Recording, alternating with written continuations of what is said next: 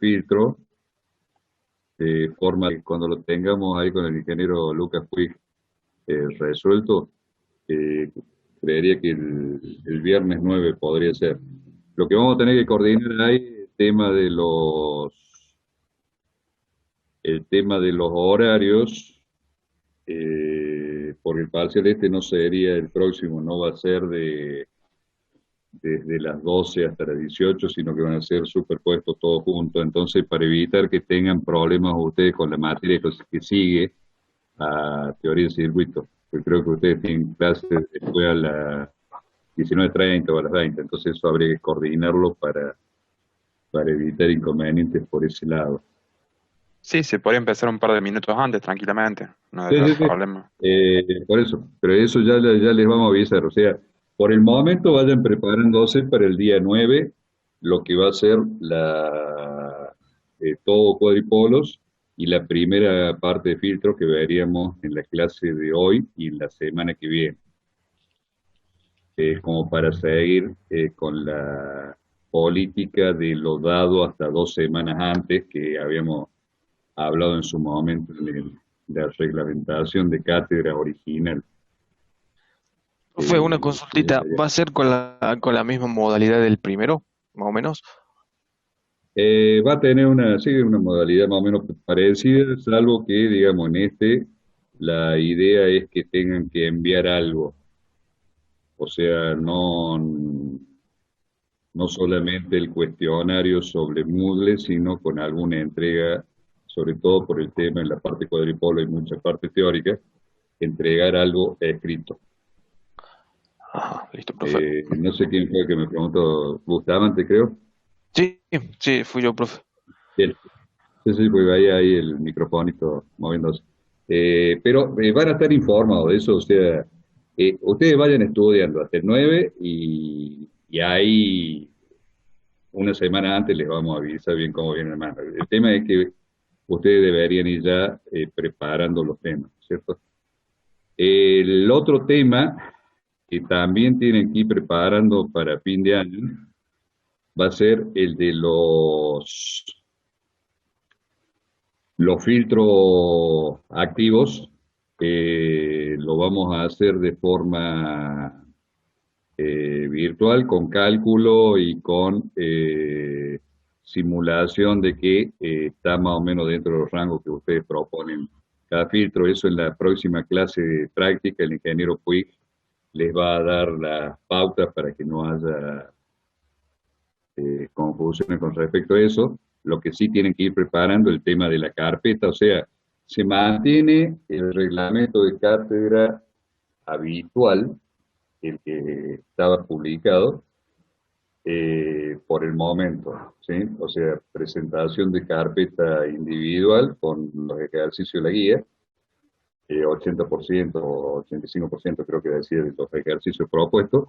Eso para la regularización se les va a pedir la carpeta y bueno, que muestren qué es lo que tienen hecho. O sea, se les está avisado con tiempo de que la carpeta es un elemento que es parte de la regularización. De la misma forma, hay mucha gente que no está entrando al aula virtual, entonces no está participando no está participando en el aula virtual en los cuestionarios. Esa gente va a quedar como libre por falta de participación. O sea, hay gente que hace desde antes de las vacaciones que no ingresa, no participa la regularización, digamos, lo que es el reglamento de regularización, se va a mantener el que habíamos propuesto a principio de año. O sea, pandemia o no pandemia, la asistencia a clase, la presentación de la carpeta y la participación en el aula virtual eran motivos ya offline para, para la regularización. Así que aquella gente que no ha estado cumpliendo con esto debería eh, ponerse nombre.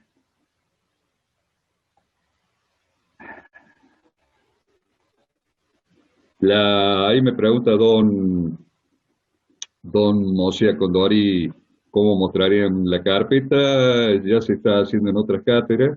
Se les propone en grupo de A4, de A5 a una reunión en Zoom. Muéstrenme el ejercicio 5, el 17, el 33, el 45. No hagan esos nomás porque les vamos a pedir no el 45 sino el 43.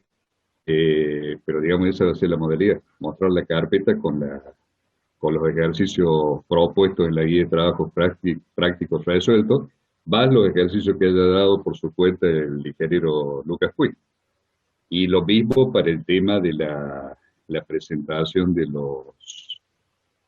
los prácticos sobre filtros activos.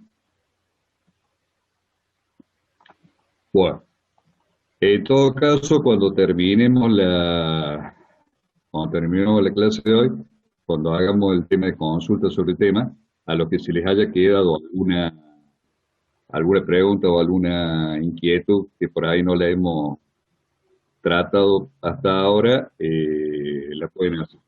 Largamos entonces con la clase de hoy. Esperen un cachito.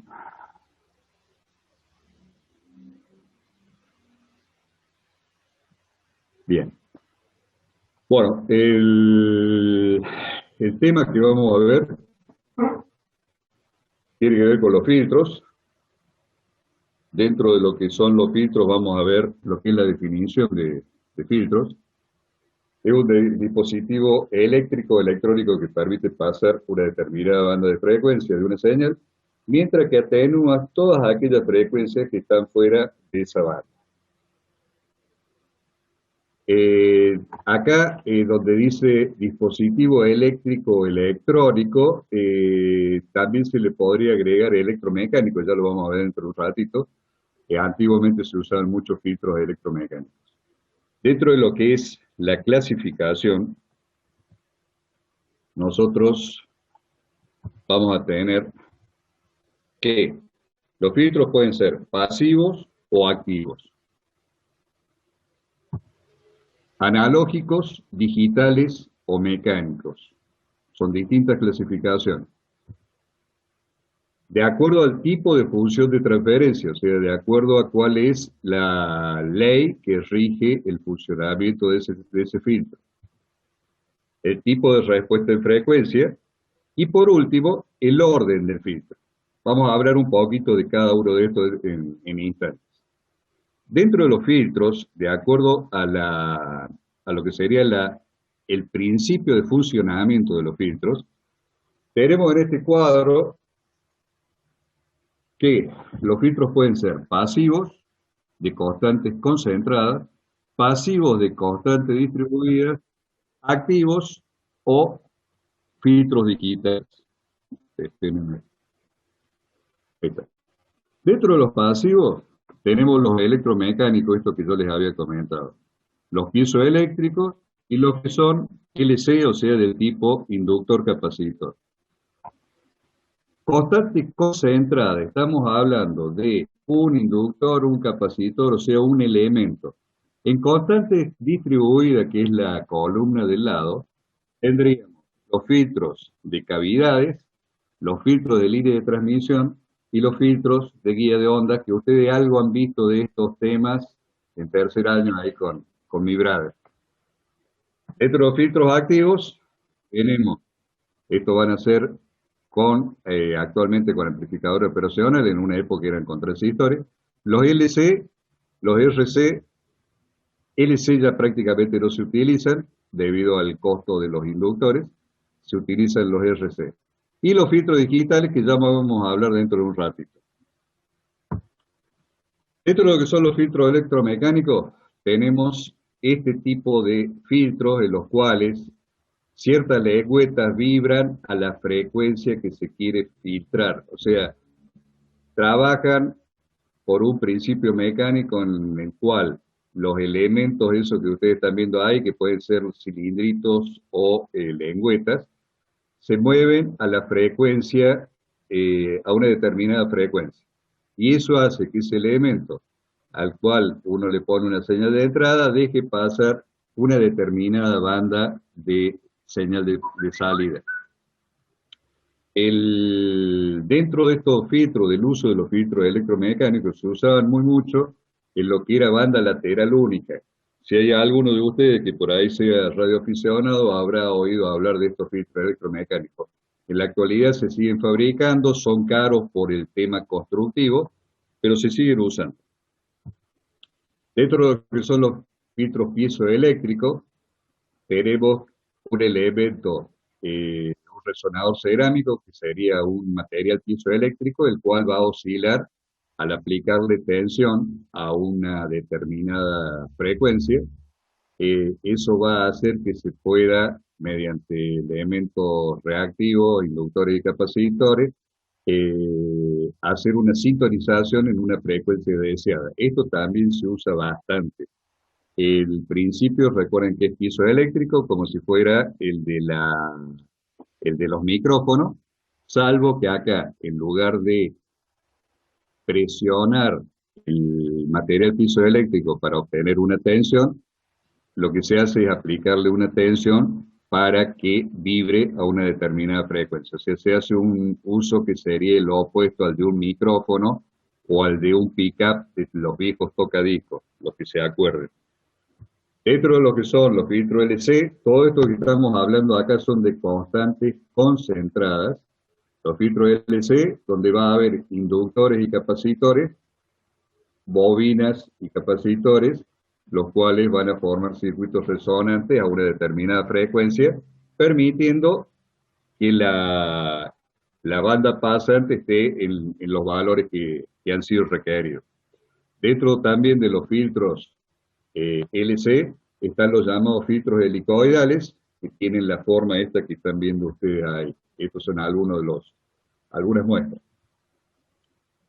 En lo que serían de constantes distribuidas, o sea, no ya un elemento, un capacitor, un inductor, sino lo que se llama constante distribuida, tienen los filtros de guía de onda, de acuerdo a cómo es la geometría interna de la guía de onda, nosotros podemos permitir o no el paso de determinada frecuencia. Ese es el uso que se le da y por supuesto esto es en alta frecuencia. Estamos hablando de alrededor de los más de 500 megas y varios gigas. Los filtros de línea de transmisión también son de constante distribuida. El principio de esto es muy similar a lo que vieron ustedes con mi brother cuando vieron la parte de adaptación con una stub, en el caso de cuando empezaron a utilizar el abaco de Smith. Lo que se hace acá, más que adaptar la impedancia, es hacer una especie de red en la cual, digamos, permite o no pasar determinado valor de frecuencia. Dentro de lo que son filtros de línea de transmisión, está lo que se llama líneas acopladas, en la cual, digamos, se forman segmentos de línea con una determinada impedancia característica que al estar paraleleados hacen el filtrado de determinado valor de frecuencia. Dentro de esa línea también están lo que se llaman filtros con técnica de streamline, en la cual, digamos, las cintitas esas que ustedes ven ahí forman capacitores, forman inductores, hay distintos valores de acoplamiento, entonces se utilizan muy mucho en alta frecuencia, estamos hablando desde los 500 megas para arriba. Los que hayan por ahí desarmado algún control remoto de auto, de portón o de casa, habrán visto que por ahí hay pedacitos de pista que no se saben a dónde van, que no van a ningún lado. Unos son las antenas y otros son circuitos sintonizados a partir de que esas líneas que ustedes están viendo acá están formando capacitores e inductores. Dentro de los filtros activos para amplificadores operacionales, tenemos lo que sería un circuito básico de filtros altos, con amplificadores operacionales, de los cuales hay de distintas características, distinto ancho de banda, O sea, en este momento hay un surtido bastante grande de eso.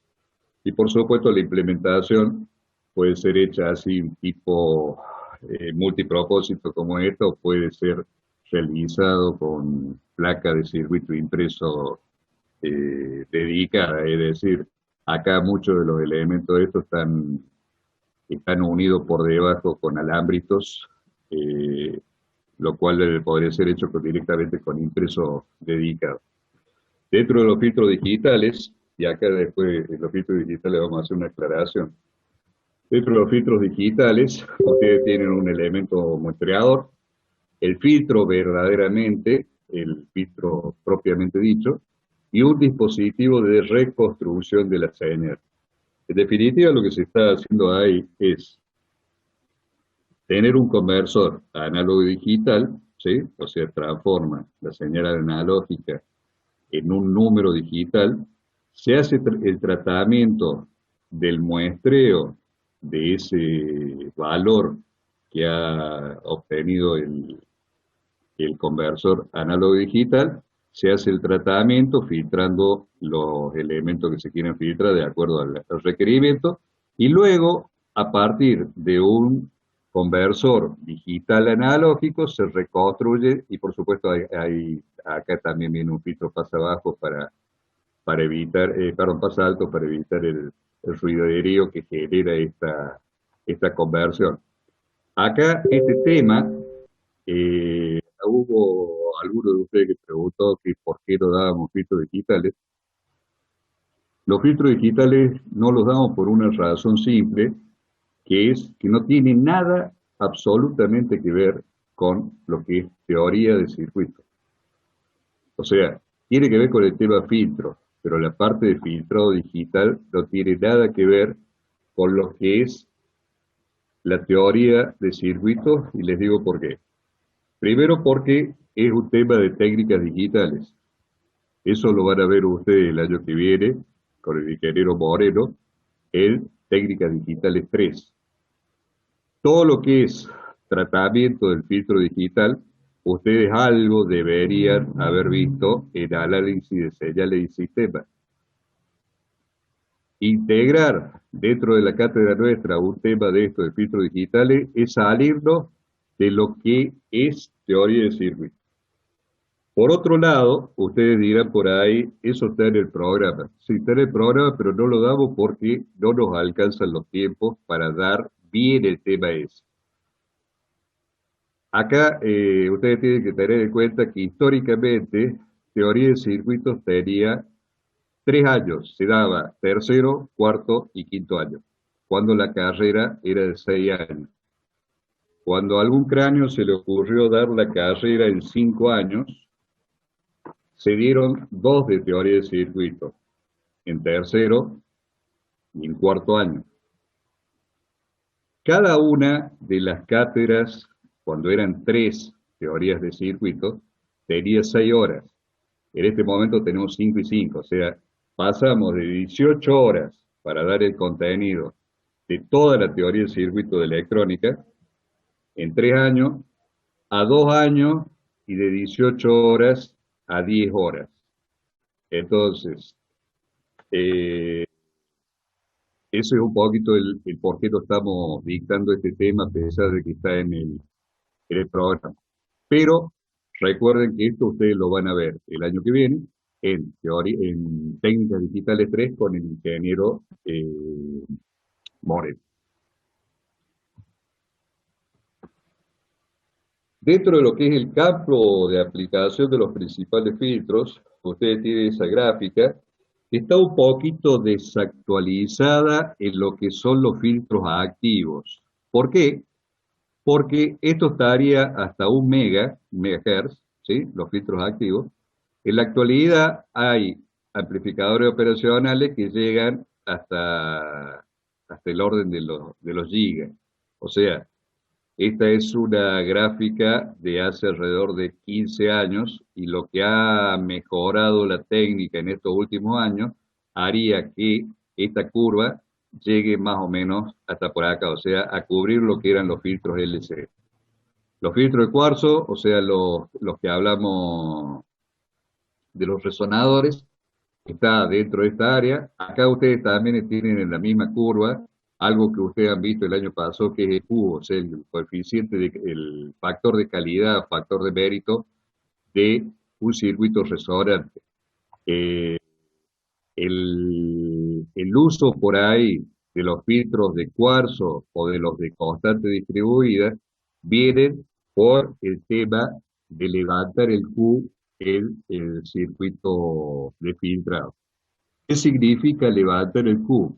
Significa que ustedes tendrían, para el caso de un filtro pasabanda, un ancho de banda bastante estrecho con los filtros de cuarzo y los de constante distribuida, cosa que no ocurre con los LC, salvo que los LC fueran hechos con streamline, con técnica de streamline, porque en filtros LC en los cuales el valor en ohmios de los, esperen que entró alguien, el valor en ohmios de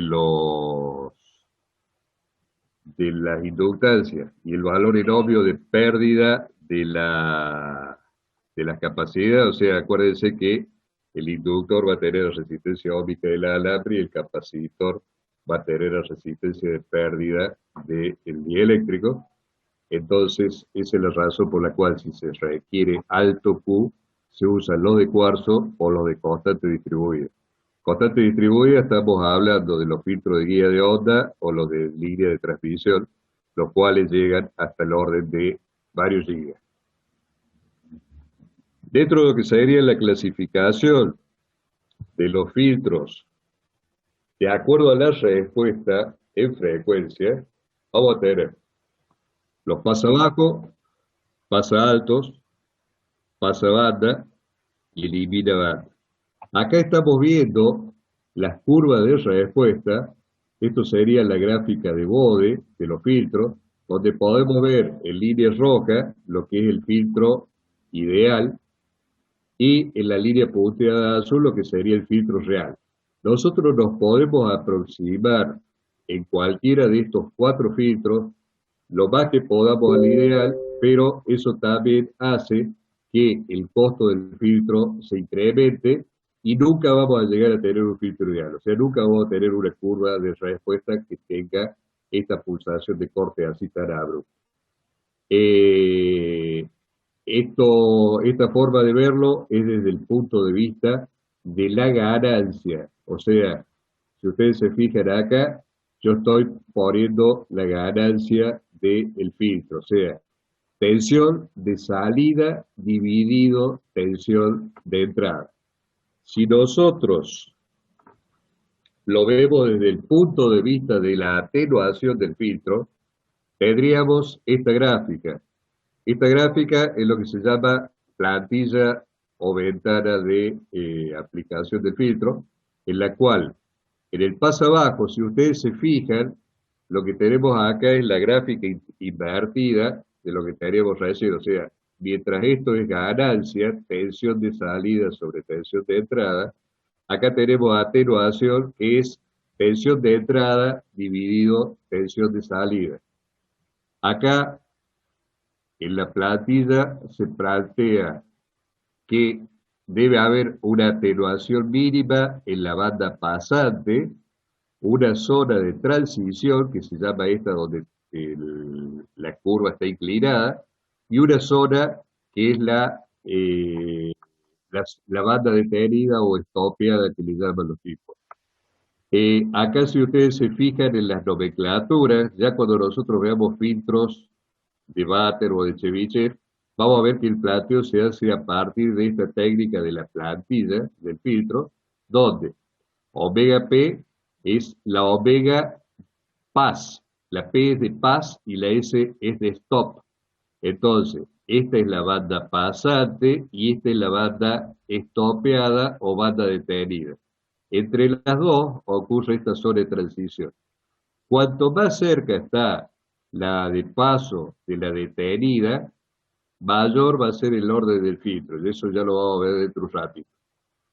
Volviendo al tema del comportamiento, El paso abajo me va a dejar pasar desde cero hasta un determinado valor y ahí va a empezar a atenuar.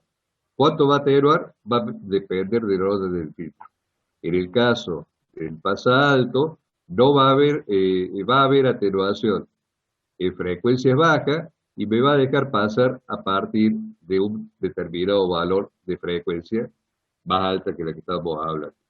En el caso de lo que sería el pasabanda, no me va a dejar pasar la frecuencia baja hasta un determinado valor y no me va a dejar pasar después las altas a partir de un determinado valor. En el caso del elimina banda es al revés. No me deja pasar, no hay atenuación, perdón, en lo que sería baja frecuencia ni en alta frecuencia. Fíjense que acá la atenuación es la mínima. Y va a detenerme, esto se llama también filtro notch o filtro de ranura, porque no me deja pasar un determinado rango de frecuencia. Eso mismo, en ganancia, es exactamente al revés. Fíjense, en el caso del elimina banda, me deja pasar esto, me deja pasar esto y me detiene lo que está acá al medio. Y por supuesto el pasabanda, al revés del que acabamos de decir. El orden del filtro. Se nos va a cortar en 10 minutos. Acá me acaba de avisar don Zoom. Así que nos reconectamos. Bueno, el orden del filtro, que es otra de las características.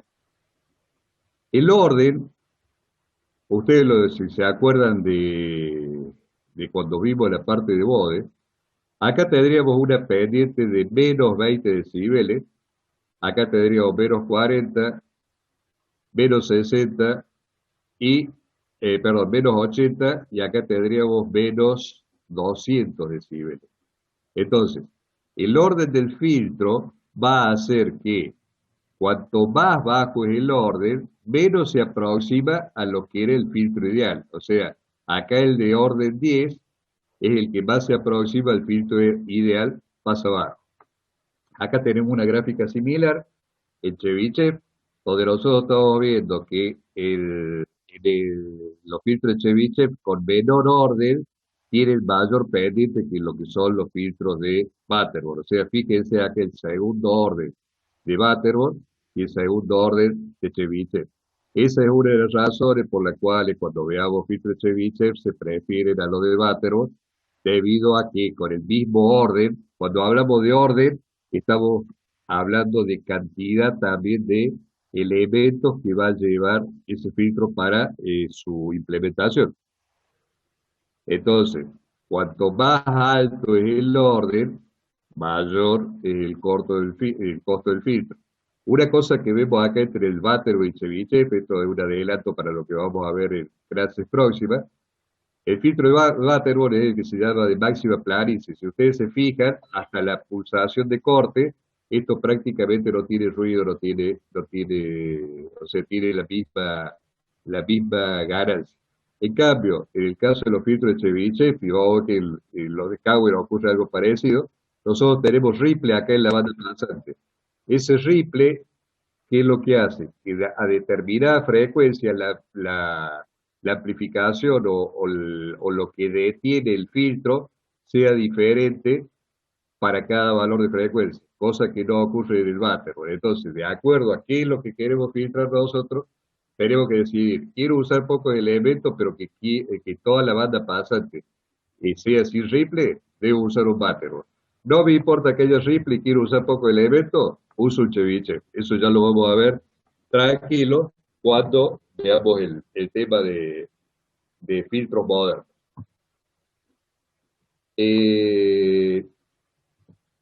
La clasificación de los filtros de acuerdo a su principio de diseño. Acá hay dos grandes teorías. Una es la teoría convencional o teoría clásica, que está basada en la teoría de cuadripolos, lo que hemos visto nosotros en clases anteriores. Dentro de esa teoría convencional de filtros tenemos los filtros de K constante y los filtros M derivados. La otra teoría es la teoría moderna, que está basada en la teoría de la aproximación. Ahí tenemos los filtros de Butterworth, de Chebyshev, de Bessel, de Cowen y una barra más, que debe ser alrededor de 50, donde lo que propone cada uno de los creadores de esta teoría de la aproximación es un polinomio o una función la cual tiene una determinada respuesta en frecuencia, tiene un determinado bode. Los más clásicos son estos cuatro que yo les estoy nombrando acá, pero hay alrededor de 50 nombres distintos, cada uno con el de su creador o de su inventor, por decirlo de alguna manera, en la cual lo que cada uno propone es una función. Esa función, si uno le hace el bode, tiene una determinada respuesta en frecuencia y las características propias de esa función matemática. Eh, Espera que estoy viendo acá una pregunta de hace un rato de José Condori. ¿Cómo mostraría en la carpeta? No, no, simplemente reunión de Zoom con 5 o 6 y Don Condori muéstreme el ejercicio tanto, volviendo al tema anterior. Y no me distraigo más con el chat. Bueno, nosotros lo que vamos a ver a continuación son los filtros de K constantes.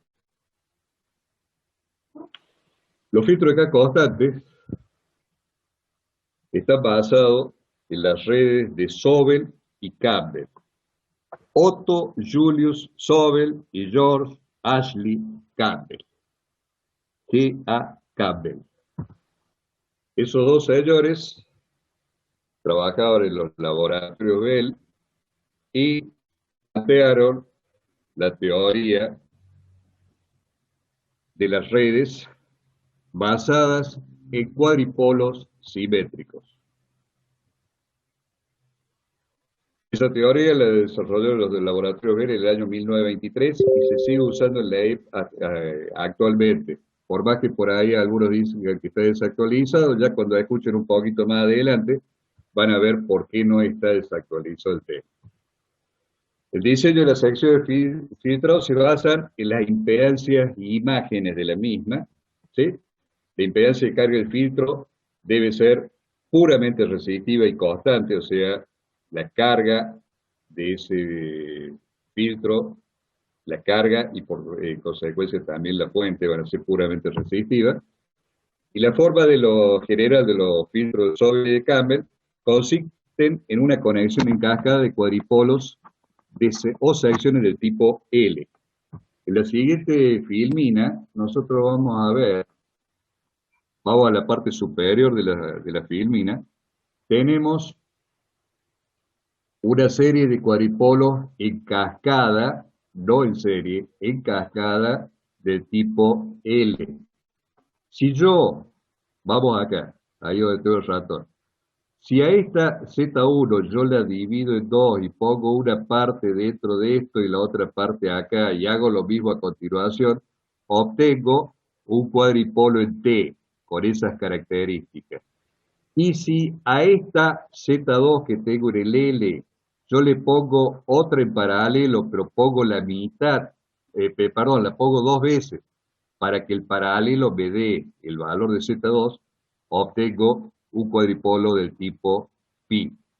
Eso es en lo cual se basan las redes de Sobel y de Campbell. Cuadripolos en cascada que se pueden estudiar en forma simple a partir de una sección T con estas características, fíjense Z1 sobre 2, Z1 sobre 2 y Z2, o en una sección pi como 2Z2, Z1 y 2Z2. Entonces lo primero que vamos a hacer es hacer el cálculo de la impedancia de imagen de un cuadripolo del tipo L.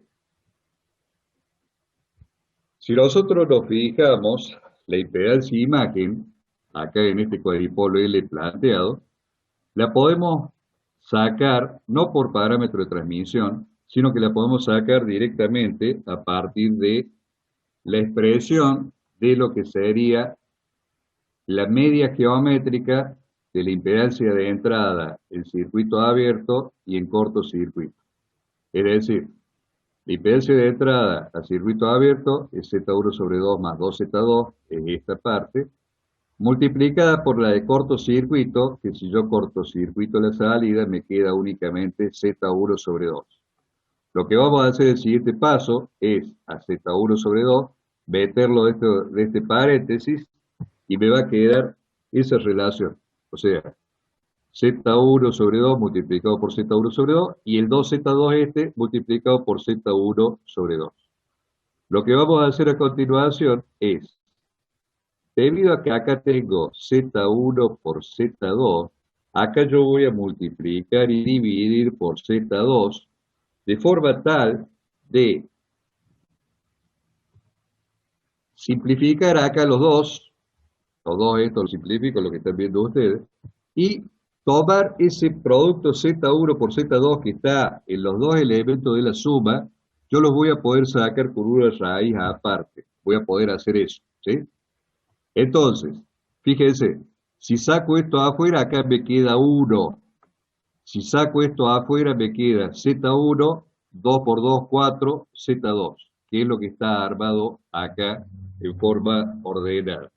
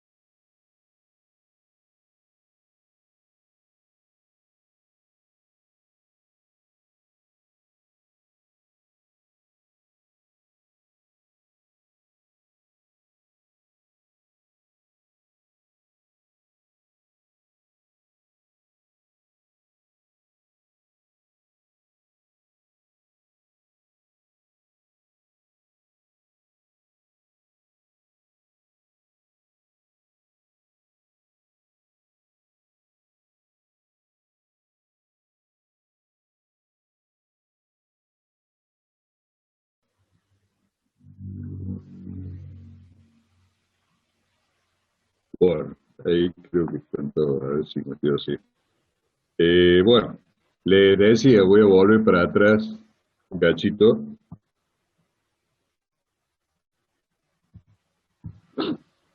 Le decía acá que fue más o menos justo cuando se cortó. Lo que hacemos acá en este paso es, eh, habíamos multiplicado y dividido por Z2, habíamos multiplicado y dividido por Z2, eso es para poder sacar fuera de la raíz este valor Z1 por Z2, que es lo que hacíamos acá, ¿sí? Y acomodar acá nos quedaría, al sacar este fuera de la raíz me queda un 1, tenemos Z1 sobre 4Z2, que es lo que tenemos acá. Y vamos a comprobar después que ese valor de la Z imagen 1 de entrada,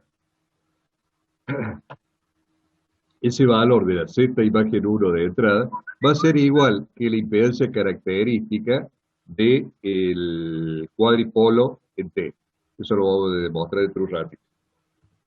A continuación, ¿qué es lo que vamos a hacer? Vamos a calcular la impedancia imagen de salida de este cuadripolo en L, que vamos a verificar después que es igual a la impedancia característica de un cuadripolo en pi.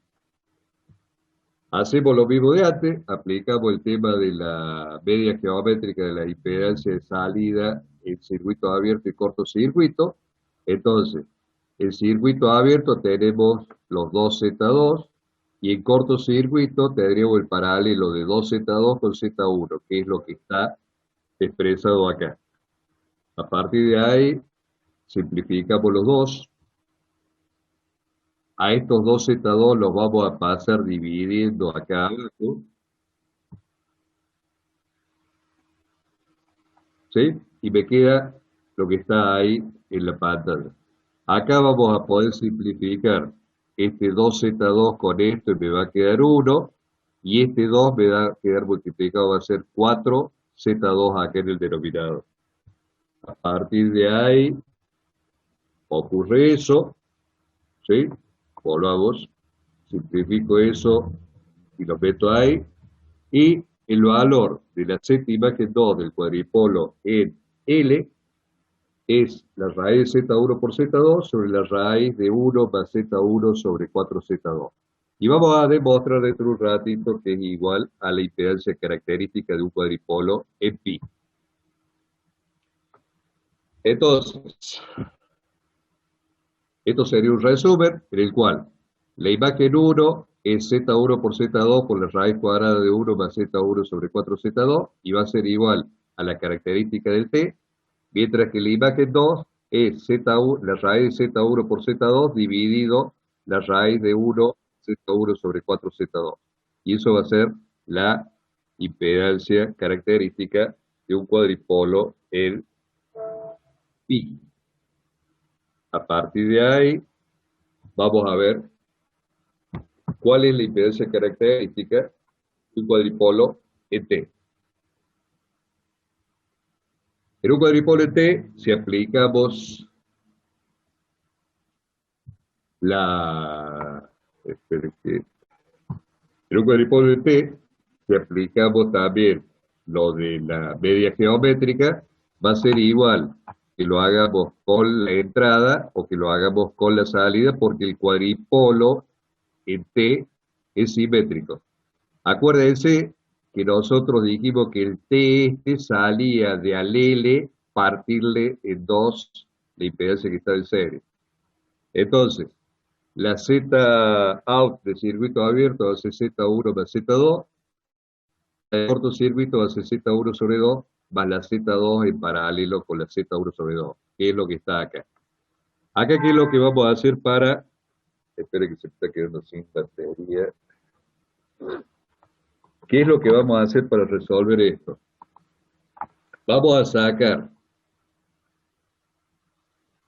como un denominador, acá este lo voy a multiplicar por Z1 sobre Z2 más Z2, eso es lo que hago en el siguiente paso, ¿sí? Eso me va a permitir simplificar eso, ¿eh? Me va a quedar únicamente lo que está arriba, que es eso. Acá voy a juntar este Z1, Z2 y acá lo voy a multiplicar por Z1, Z2. O sea, esos dos son iguales. Me van a quedar, en lugar de medio, me va a quedar un Z1 por Z2. ¿Sí? Acá voy a multiplicar y dividir por Z2 para poder sacarlo fuera de la raíz, como hice cuando hicimos el desarrollo de la imagen del cuadripolo en L. ¿Sí? Eso va a salir afuera y me va a quedar eso que tenemos acá. Cuando este lo saco fuera de la raíz, acá me queda un 1, y acá tenemos Z1 sobre 4Z2. Y por supuesto, eso es lo mismo que habíamos visto como impedancia de imagen 1 del cuadripolo en L. Si me voy ahora al cuadripolo en T, aplico nuevamente la media geométrica, como el cuadripolo en pi, perdón, también es simétrico, aplico lo de la media geométrica. A partir de ahí voy a tener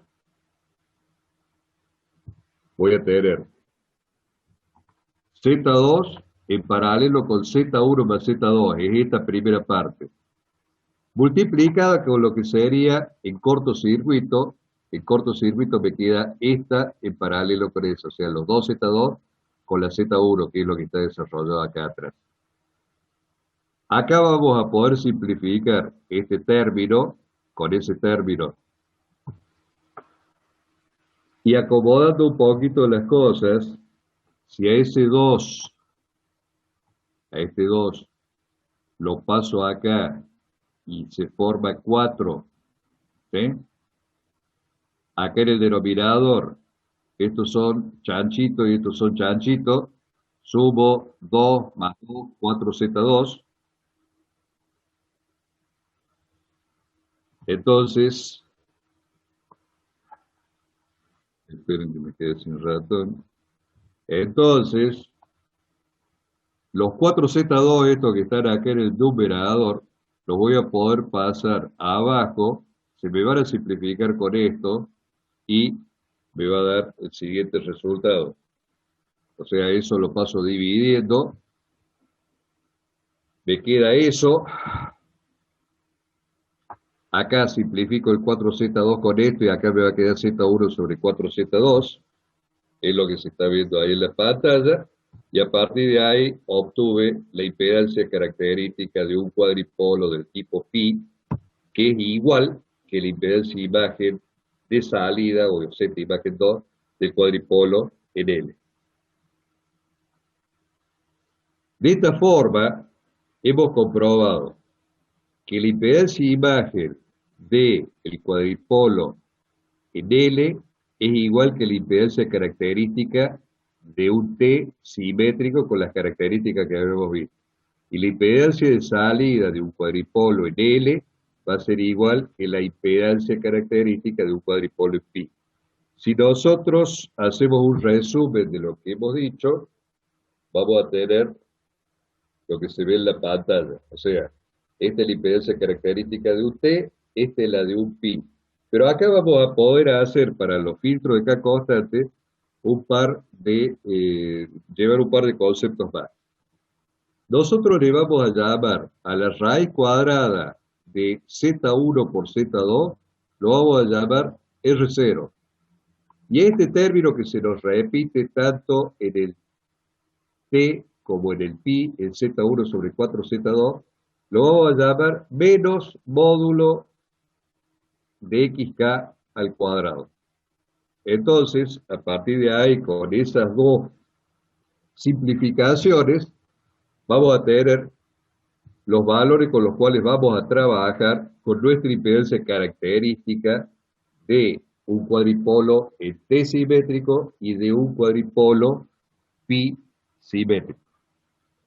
Si a esas dos impedancias las graficamos en función de xk, que nosotros vamos a ver después que este xk que tenemos acá va a tener características de pulsación y si queremos de frecuencia, ¿sí? Vamos a tener la siguiente curva. Lo que estamos mostrando en esa curva es en color rojo la gráfica de la impedancia característica de un T y en color azul la gráfica de la impedancia característica de un cuadripolo pi. Fíjense los valores de xk. Esto es importante cuando tengan que hacer el estudio. Vamos a volver para atrás. Fíjense, para cualquiera de los dos. Vamos primero con el cuadripolo en pi. Si xk vale 1, ¿sí? 1 menos 1 va a ser 0. Entonces, en la curva, yo voy a estar en ese punto. En el caso del pi, perdón, me fui nomás, aguántenme un segundo. En el caso del pi, si xk vale 0, la impedancia característica vale infinito. Estoy acá. O sea, cuando xk vale 1, la Z0t vale 0. mientras que la Z0 pi vale infinito. Y ocurre exactamente lo mismo con menos 1. Fíjense que con menos 1, como eso está al cuadrado acá, yo le pongo a cualquiera de estos valores de xk 1 o menos 1 y me da exactamente los resultados de los cuales estamos hablando. Esta curva está hecha con MATLAB, con un script, un punto M, que se llama Z0K ZTPi, y bueno, creo que estaba disponible en el aula virtual. Lo que vamos a ver a continuación, o sea, acá qué es lo que estamos haciendo. Por lo pronto estamos viendo cuál es la característica de impedancia de los cuadripolos esos T o pi. Lo que vamos a ver a continuación es cuál es la función de propagación o cómo podemos utilizar información que nosotros sabemos de la función de propagación para tratar de obtener las curvas de atenuación y de fase de ese filtro. Lo que estamos viendo por el momento es todos los conceptos teóricos de cómo es el comportamiento del cuadripolo. Lo que vamos a tratar de lograr es ver cómo ese cuadripolo se puede adaptar para que yo pueda realizar un filtro. Si ustedes se acuerdan, en un cuadripolo simétrico, la función de propagación era el parámetro A más menos la raíz cuadrada del parámetro A al cuadrado menos 1. Si ustedes se acuerdan, si A era coseno hiperbólico de X, coseno hiperbólico de gamma, la raíz cuadrada de A al cuadrado menos 1 era el seno hiperbólico de gamma. Coseno más seno, eso era E a la gamma. Pero gamma, que era la constante de propagación, era igual a la constante de fase, o sea, gamma era alfa más j beta, donde alfa era la constante de atenuación y beta era la constante de fase. Entonces lo que vamos a hacer nosotros es ver cuánto valía A. Bueno, acá está lo que les acabo de decir recién. A era el coseno hiperbólico de gamma, ¿sí? Pero a su vez, era la Z11 dividido en la Z12, o sea, Z1 sobre 2 más Z2 es la Z11, dividido la Z12, que es la Z2 esta que tenemos acá. Jugando un poquito con estos valores, nos da este resultado. Hay algunas bibliografías que ustedes van a ver por ahí, hay dando vuelta ahí en Google, un apunte de la Universidad de Buenos Aires, la UTR de Buenos Aires, donde el desarrollo para obtener las curvas de atenuación y fase lo hacen a partir del coseno hiperbólico de gamma, o sea, arrancan desde acá. Pero resulta ser que es mucho más simple, en lugar de trabajar con el coseno hiperbólico, trabajar con el seno hiperbólico de gamma sobre 2. Cuando vean el por qué, se van a dar cuenta de por qué es más simple. El seno hiperbólico de gamma es igual a la raíz cuadrada de 1/2 el coseno hiperbólico de gamma menos 1. Entonces lo que vamos a hacer acá, este coseno hiperbólico, vamos a meter el valor que obtuvimos en la parte superior de la filmilla. Es decir, vamos a reemplazar el coseno hiperbólico por 1 más Z1 sobre 2Z2. Y fíjense que eso me está dando raíz de Z1 sobre 4Z2, que es el término que me aparecía ahí en las expresiones de la impedancia característica del T y la impedancia característica del pi, a la cual yo había llamado a Z1 sobre 4Z2, lo había llamado menos módulo de xk al cuadrado. ¿Se acuerdan? Bien. Entonces, la raíz cuadrada, sí, Z1 sobre 4Z2 era módulo negativo de xk al cuadrado, voy a tener que la raíz de Z1 sobre 4Z2 es igual a XK. Esto ténganlo en cuenta porque este XK va a ser la pulsación normalizada. Ya van a ver que esto me va a dar pulsación. A partir de ahí, ¿qué es lo que hacemos? Desarrollamos el seno hiperbólico de gamma sobre 2. El seno hiperbólico de gamma sobre 2 lo podemos escribir de esa forma, incluyendo, acordándonos de que gamma es alfa más j beta. Y si nosotros nos fijamos en el manual de fórmulas y tablas matemáticas, si yo tengo el seno hiperbólico de algo sobre 2 más j otro algo sobre 2, la expresión resultante es esta que yo tengo acá. El seno hiperbólico de a sobre 2 más coseno de beta sobre 2. Si cambiamos el a y el b por nuestro alfa y nuestro beta, la expresión que nos va a quedar es esa.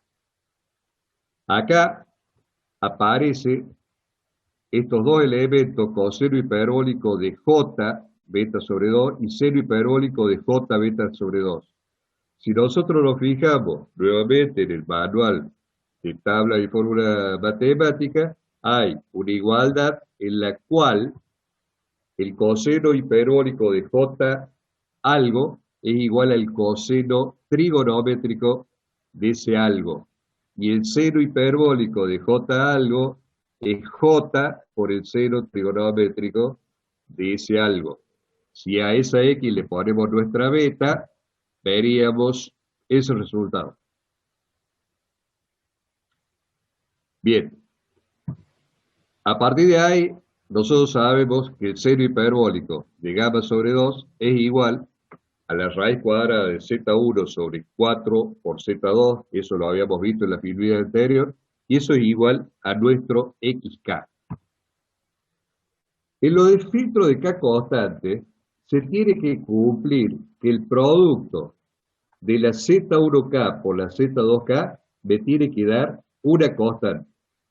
¿Sí? Esa es, digamos, por esas razones que se llama el filtro de K constante. Por el producto de los dos elementos que me están formando el filtro, me tiene que dar una constante. Para que eso ocurra, Z1 y Z2 tienen que ser reactancias de distintos signos. Es decir, si Z1 es un inductor, Z2 debe ser un capacitor. ¿Eh? Si Z1 es un capacitor,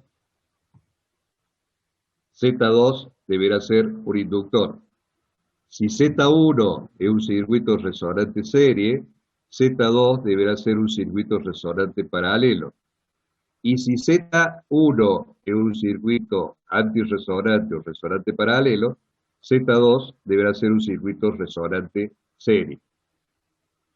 Acá si ustedes, en cuanto avancemos, se van a dar cuenta que en esta columna tenemos los elementos de un filtro pasa abajo, acá en la segunda un filtro pasa alto, en la tercera un pasa banda y en la cuarta un elimina banda.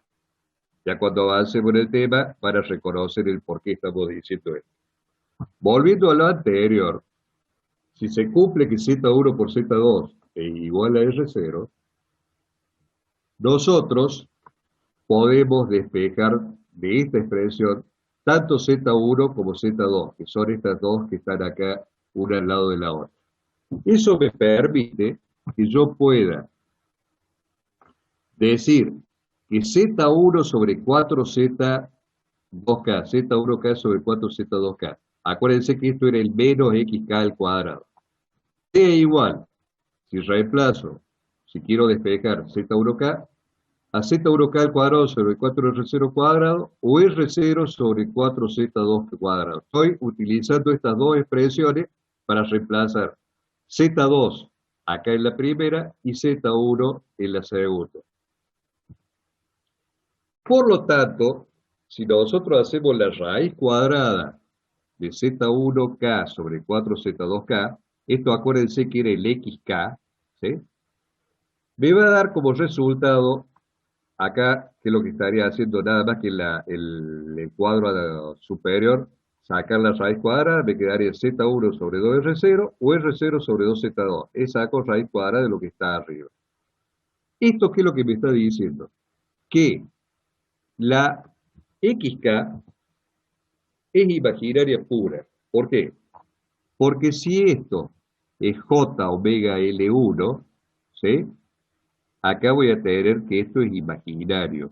Si esto es J omega, J omega L2 o 1 sobre J omega C, ¿sí?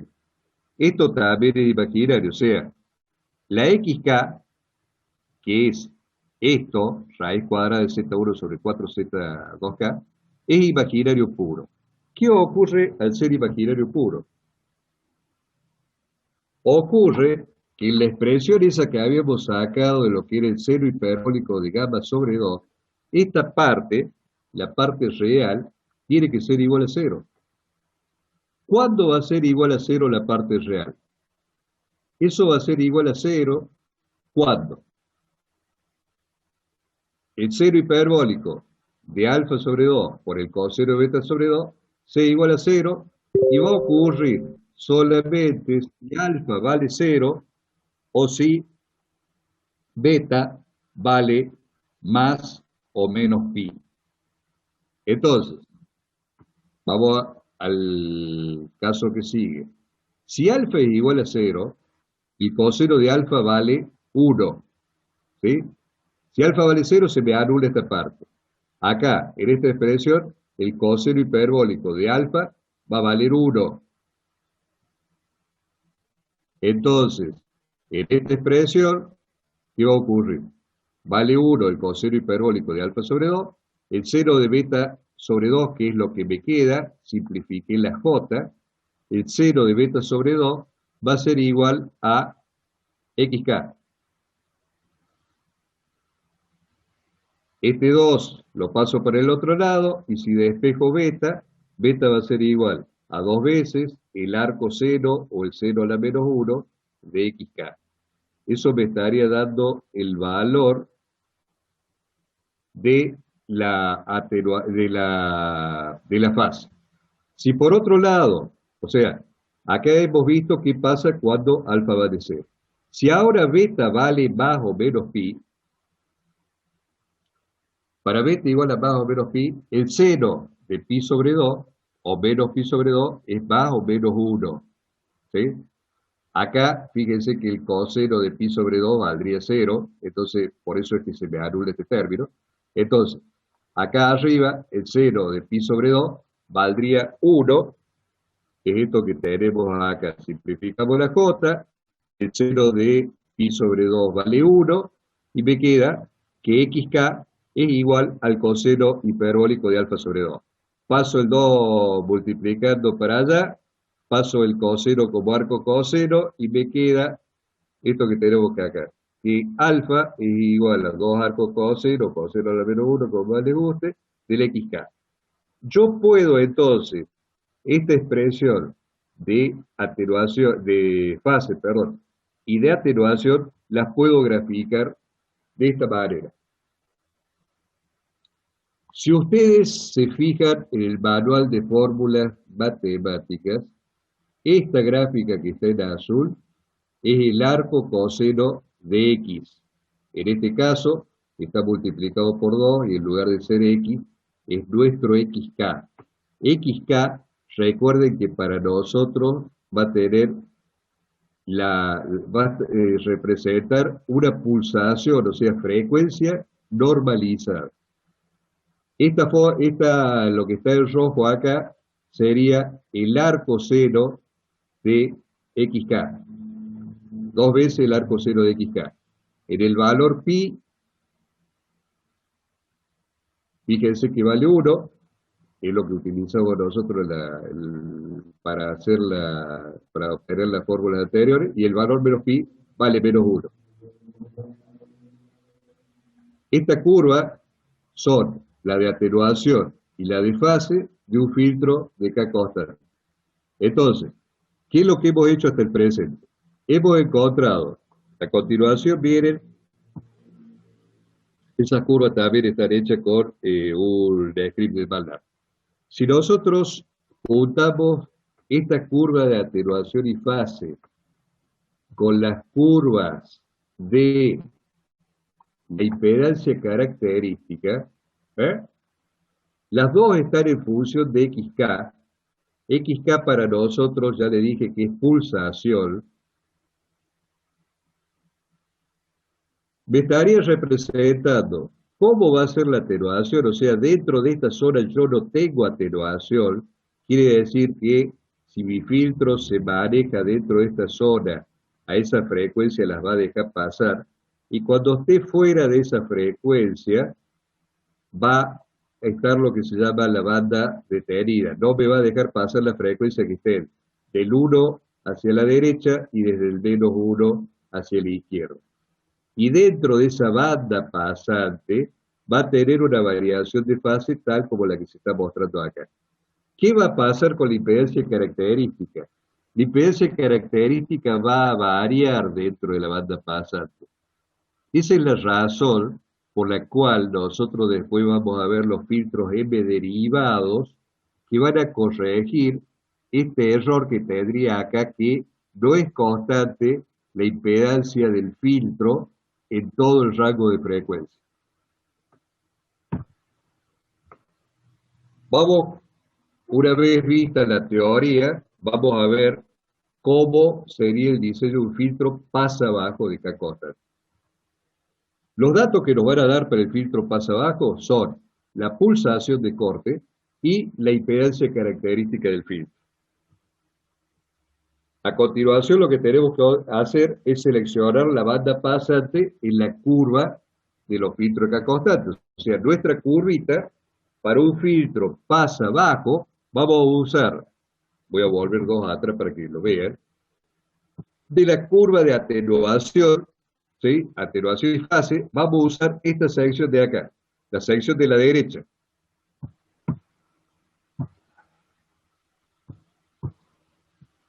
¿Sí?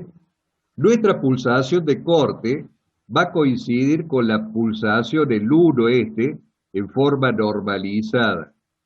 ¿Sí? O sea, para nosotros este va a ser el valor de nuestra pulsación normalizada. A partir de ahí, nosotros tenemos que definir cómo va a ser nuestro filtro. ¿Cómo van a ser las reactancias ZK1 y ZK2? ZK1 me tiene que permitir pasar la frecuencia. Acuérdense que la ZK1 es la que va en serie y la ZK2 es la que está en paralelo. ZK1 me permite pasar baja frecuencia, pero se tiene que oponer a las altas frecuencias. Acuérdense que estamos hablando de un filtro pasa baja. Por lo tanto, va a tener que ser un inductor. J omega L1 va a ser el valor de la ZK1. La ZK2, la que va en paralelo, me tiene que permitir pasar las frecuencias altas y oponerse al paso de las frecuencias bajas. Tiene que ser un capacitor, ¿sí? O sea, un inductor ZK1 y un capacitor ZK2.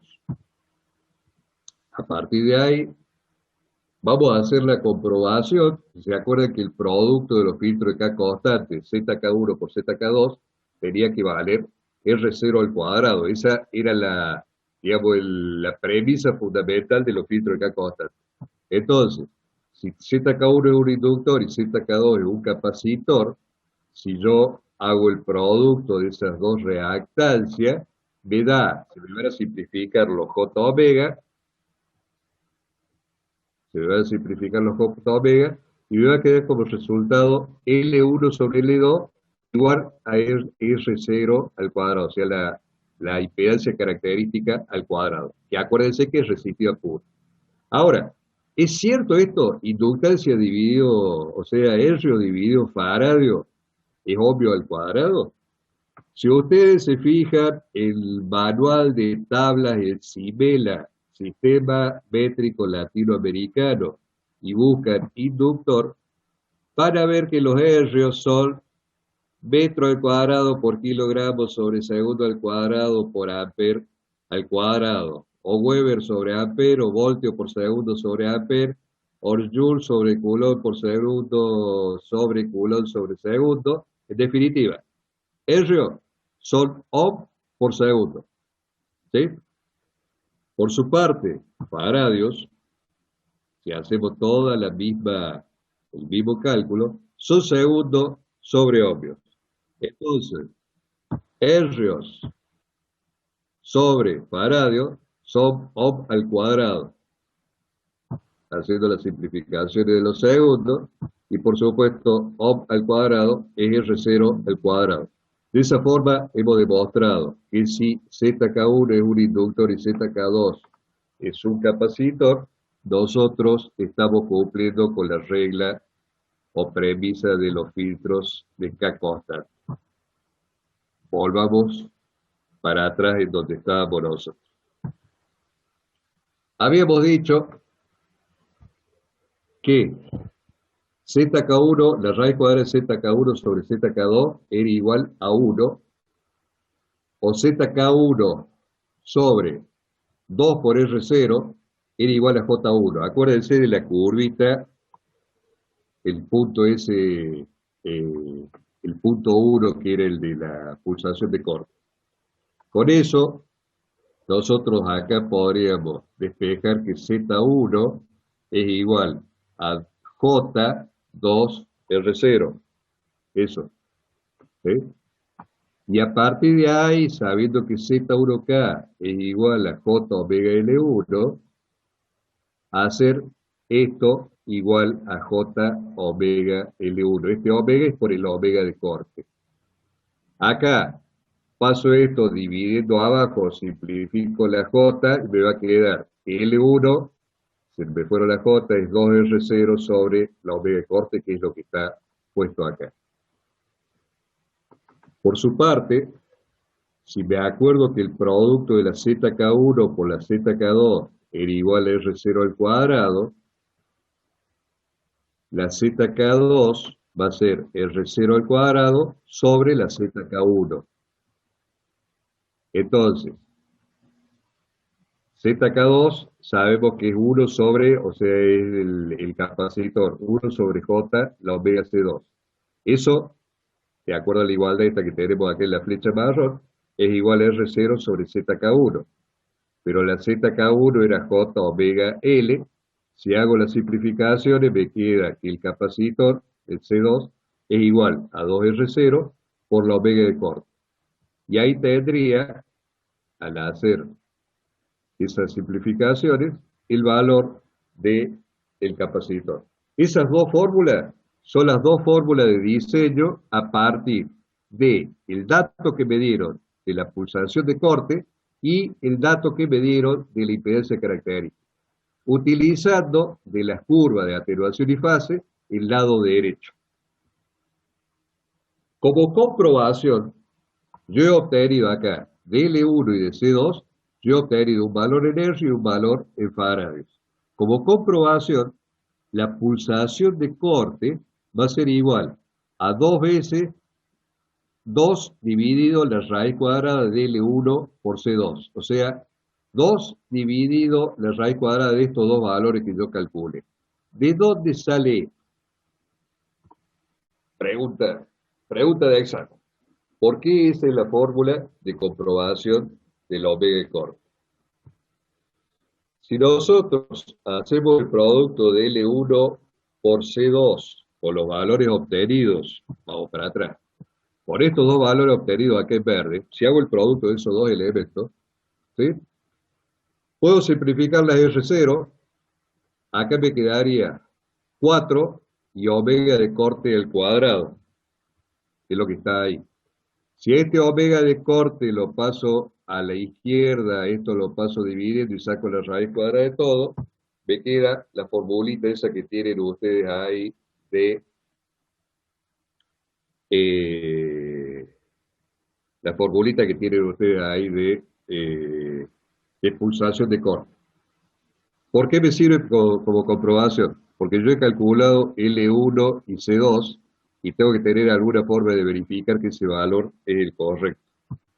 ¿Sí? Bien.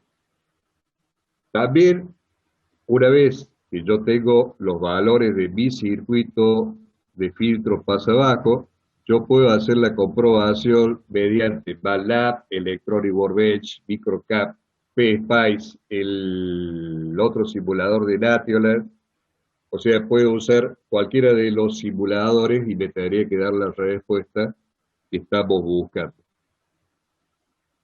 Una cosa importante a tener en cuenta es cuáles son las características de reactancia del filtro este que estamos viendo. Las características de reactancia de este filtro son estas curvas.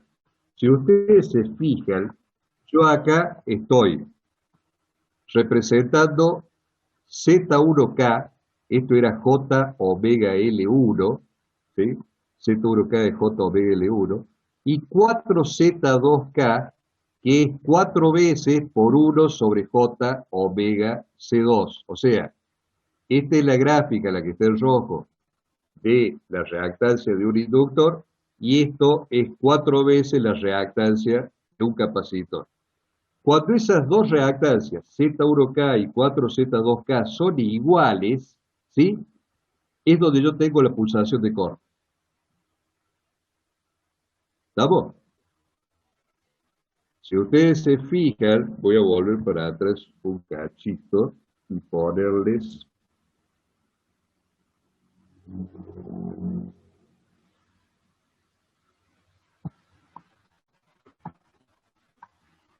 cuando, acá donde estoy mostrando con la, cuando Z1K y 4Z2K son iguales, acuérdense que Z1K es J omega L1. Cuando ese omega hace que este valor de reactancia sea igual a 4 veces este valor de reactancia, es donde ocurre eso. Esa es la pulsación de corte, y hacia la izquierda tengo la banda pasante, o sea, acuérdense, esto va a ser un filtro pasa abajo, o sea, va a pasar todo esto hasta ese punto y ahí va a empezar la atenuación. Vamos a ver a continuación un ejemplo. Queda menos de un Este ejemplo, minuto. ¿cómo? Queda menos de un minuto.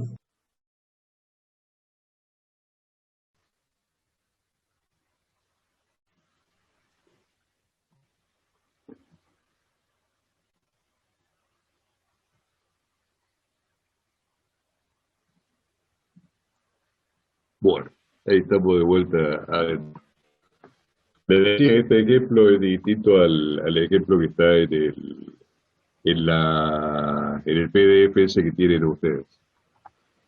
Acá se nos pide calcular el valor de los componentes de un filtro paso abajo de K constante con frecuencia de corte 437,677 Hz y una impedancia de carga de 375 ohmios.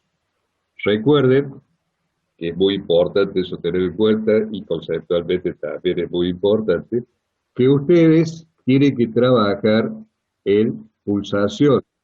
Entonces, cuando ustedes les den la frecuencia en Hertz, lo primero que van a tener que hacer es calcular cuántos radianes es esa frecuencia. Los 437 Hz son 2750 radianes por segundo. A partir de ahí, todo lo que hay que hacer es aplicar la formulita que vimos en el desarrollo teórico de hace un ratito. Es decir, L1, que es 2R0 sobre omega de corte, va a ser igual a 272.72 miliamperes. La C2, el capacitor, que es igual a 2R0 por omega de corte, es igual a 1.9393 por 10 a la menos 6, o sea, 1.93 microfaradios. ¿Cómo va a quedar nuestro circuito?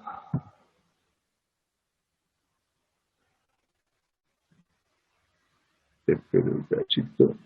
Nuestro circuito va a quedar de esta manera. Pero acá, atente a una cosa. Nosotros calculamos el valor de L1, ¿sí?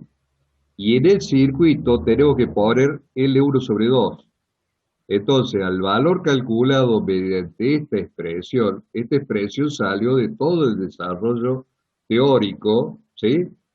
El valor calculado en esa expresión lo tengo que dividir en dos porque acuérdense que estamos utilizando esta disposición del elemento para que trabajen igual que un cuadripolo en L. O sea, si yo acá le pongo el valor que calculé acá arriba, esto va a estar en una frecuencia mucho más baja que la que nosotros hemos calculado. Entonces, guarda con esto de que el valor de L1 tiene que ser la mitad del calculado en nuestra expresión salida del teórico. Eso, atenti, es muy importante. O sea, nosotros en este momento tenemos el circuito y yo no me puedo quedar con esto. A este circuito tengo que comprobar a ver si es cierto. Como comprobación, ¿qué es lo que vamos a hacer? En primer lugar, vamos a calcular la omega de corte, pero ojo, cuando yo tengo el circuito, yo acá tengo la mitad del valor de inductancia. Entonces, atente a eso que yo lo tengo que multiplicar por 2 al valor que veo en el circuito para que me dé el valor que me habían dado a mí para, como dato para obtener la pulsación esa o la frecuencia de 437, no me acuerdo qué número es. ¿Estamos? O sea, dos cositas, volvamos para atrás. Espero que me quede sin rato, volvamos para atrás. Acá, cuando yo armo el circuito, le tengo que poner la mitad del valor. Cuando voy a hacer la comprobación, a la expresión de la omega de corte, yo la tengo al valor del circuito que multiplicar por 2 para que me vuelva a dar el valor inicial requerido para hacer el filtro. La otra comprobación que yo puedo hacer es, nosotros sabemos que en los filtros de K constante, el producto de Z1 por Z2 me tiene que dar R0 al cuadrado.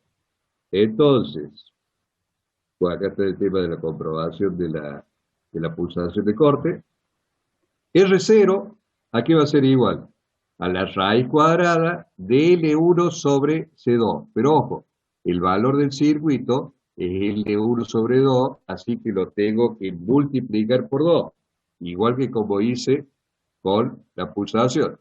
Y por supuesto, me va a dar de esa forma los 375 ohmios que eran los que me habían pedido. ¿Se entiende eso? Bien. Vamos ahora,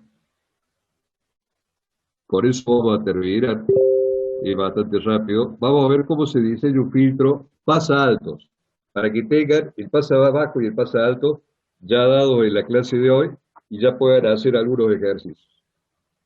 El filtro pasa alto, los datos van a ser igual que en el pasa bajo, la omega de corte y la R0. Entonces, debemos seleccionar cuál es la banda pasante en la curva.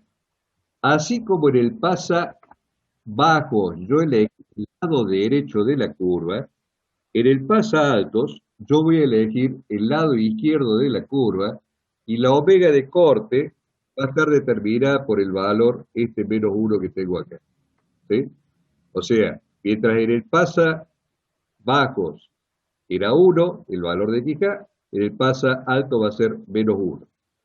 A partir de ahí, ¿cómo deberían ser las reactancias? La ZK1 no me tendría que dejar pasar, estamos hablando de pasa alto, no me debería dejar pasar, es el elemento ZK1 el que está en serie.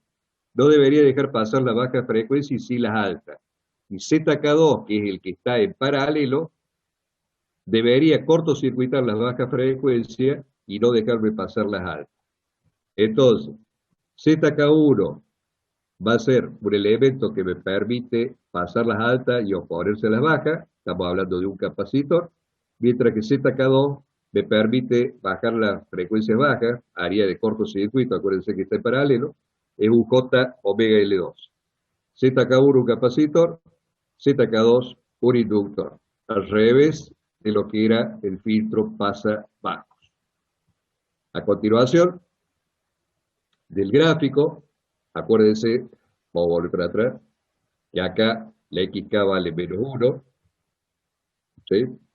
Entonces, de esta expresión, acuérdense que acá para pasar de la raíz cuadrada de ZK1 sobre 4ZK2, lo que estoy haciendo es acordarme que el producto de ZK1 por ZK2 es el R0 al cuadrado, esto ya lo dijimos al principio.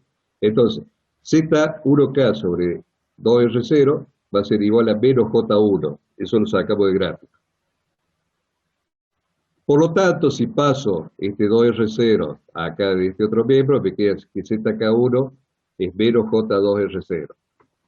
Acá trabajo con estas dos, a la J, si esta la paso para arriba, quedaría con signo menos, se me simplifica con este signo menos, y el C1 sería omega de corte, o sea 1 sobre 2R0 omega de corte. Si doy vuelta a este y este lo paso para allá, ocurre eso, y me da el valor de C1. Para calcular el L2, hago algo parecido a lo que había hecho en el pasabajo. Lo que pasa es que en el pasabajo, en lugar de obtener el C1, yo había obtenido el L1. Entonces de acá, yo puedo decir que la ZK2, aquí es igual a R0 sobre la ZK1. ¿Cuánto valía el ZK1? Valía este valor que tenemos acá, 1 sobre 2R0 por omega de corte. Eso. Hago el despeje y me queda que la L2 es igual a 2 por omega de corte. Eso me estaría dando el valor de los dos elementos que va a llevar mi filtro. Comprobación. La comprobación es omega de corte igual a 1 sobre 2 por la raíz de L2 por C1. ¿De dónde sale eso? Si hago algo parecido a lo que hice antes, ¿qué es lo que hice en pasabajo? Multipliqué L1 por C2. Acá voy a multiplicar L2 por C1. Acuérdense que se cambian los subíndices en lo que es pasa bajo y pasa alto. Con las dos formulitas, estas que tengo en verde, hago el producto de estos dos, ¿sí? Y me va a dar eso que tengo ahí. Simplifico los R0, me van a quedar en el denominador 4 omega de corte al cuadrado, ¿sí? Paso este omega de corte al cuadrado acá arriba, este L2 por C1 acá abajo, saco la raíz cuadrada, y ahí tengo donde salió la expresión esa de que omega de corte es 1 sobre 2 por la raíz de L2 por C1. Fíjense que son bastante parecidas las expresiones a la del pasabajo. ¿Cuál es la diferencia fundamental? Que el otro era 2 dividido L1 por C2.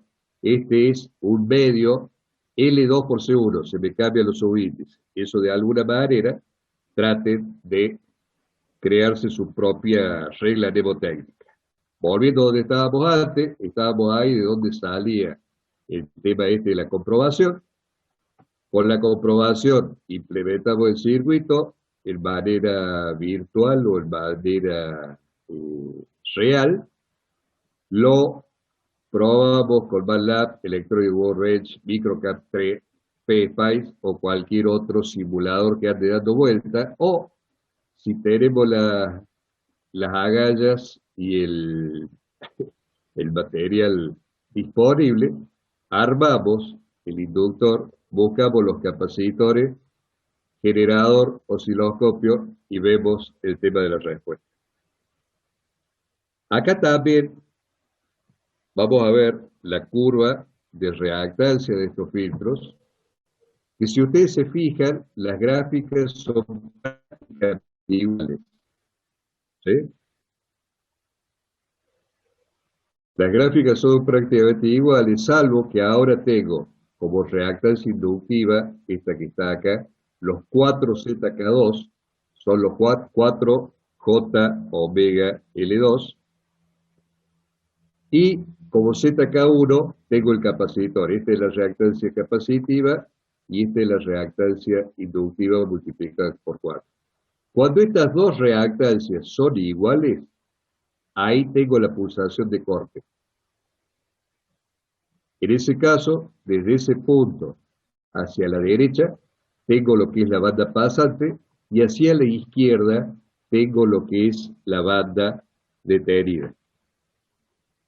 Vamos a ver un ejemplo sobre esto. Este ejemplo también es distinto al que tienen ustedes en la fotocopia o en el PDF. Se pide un pasalto con frecuencia de 517 y una impedancia de carga de 425 ohmios. Lo primero que tenemos que hacer es Hertz, pasarlo a radianes por segundo, ¿sí? Me da 3250 radianes por segundo. Aplico las dos formulitas, obtengo 361 nanos, y cuando aplico la formulita del L2, tendría 65.3847 milihercios. Armo el circuito, teniendo en cuenta algo que es muy importante. Mientras, acuérdense que, ya les voy a explicar por qué. Vamos primero cuando ustedes van a poner acá el valor del capacitor, ¿sí? Ustedes tienen que poner 2 veces el valor calculado con la formulita esta, obtenida del teórico, ¿sí? ¿Por qué 2 veces? Porque si ustedes se acuerdan, cuando nosotros empezamos a ver el tema este de filtros de K constante, el elemento que iba en serie era Z1K sobre 2. ¿Cómo? Cuando vimos el tema del paso abajo, nosotros teníamos que la Z1K era un inductor, el inductor era J omega L1 sobre 2. Entonces, ahí el valor del inductor se dividía a la mitad. Como la reactancia de un capacitor es 1 sobre J omega C1, esa sería la Z1K, 1 sobre J omega C1, pero a la Z1K la tenemos que dividir en 2, lo que hace que como el J omega C1 tiene el denominador, se me multiplique por 2, y de ahí aparece el 2C1. Esa es la razón por la cual el capacito debe ser del doble del valor del que nosotros obtuvimos en el cálculo este que hicimos acá arriba. Veamos cómo es la historia con la comprobación. En la comprobación también tengo que tener muy en cuenta que para aplicar la expresión de la omega de corte, ¿sí?, al capacitor, al valor que tengo en este circuito, lo tengo que dividir en 2, porque si no, no me va a dar la pulsación que había ocasionado el circuito ese. Entonces, al valor que tengo en el circuito, lo tengo que dividir en 2. Eso me da los 3250 radianes. Lo mismo cuando hago la comprobación de la impedancia característica. Acuérdense que la impedancia característica, la R0, era L2 sobre C1, pero acá tengo 2C1. Esa es la razón por la cual también lo tengo que dividir en 2. Y ahí me dan los 425 ohmios del valor de impedancia característica. Acá fíjense en la comprobación tanto del pasa bajo como del pasa altos, que tenemos otra forma en la cual se les va a preguntar a ustedes en un parcial o en un final. Darles el circuito, ¿sí?, darle los valores de los componentes del circuito, y que ustedes tengan que determinar cuál es la impedancia característica y cuál es la pulsación de corte, y de acuerdo al tipo de circuito, qué respuesta en frecuencia tiene ese filtro. O sea, supóngase que aparece esto en un parcial, una de las preguntas sería, ¿qué clase de filtro es? ¿Cuál es el valor de la pulsación de corte y cuál es el valor de la impedancia característica? Ahí ustedes tendrían, si tiene capacitores en serie, debería ser pasa alto, porque estos dos capacitores se van a oponer a que pase la baja frecuencia. ¿Cómo calculo la impedancia característica? El valor, la raíz cuadrada de este valor, dividido la mitad del valor que tengo de capacidad. ¿Y cómo calculo la pulsación de ese circuito? Si es pasa alto, es 1 sobre la raíz cuadrada del producto del inductor por el capacitor. Acordándome que el capacitor, si es un pasa alto, lo tengo que dividir a la mitad. Si esto fuera un circuito pasa bajos, esto sería 2 dividido en la raíz cuadrada de L1 y C2. ¿Qué es lo que me tengo que acordar? Que acá yo tendría, donde estoy mostrando con el ratón, en lugar de un capacitor, tendría un inductor, la mitad del inductor. Por lo tanto, lo tengo que multiplicar por 2. Bien. Espérenme un cachito.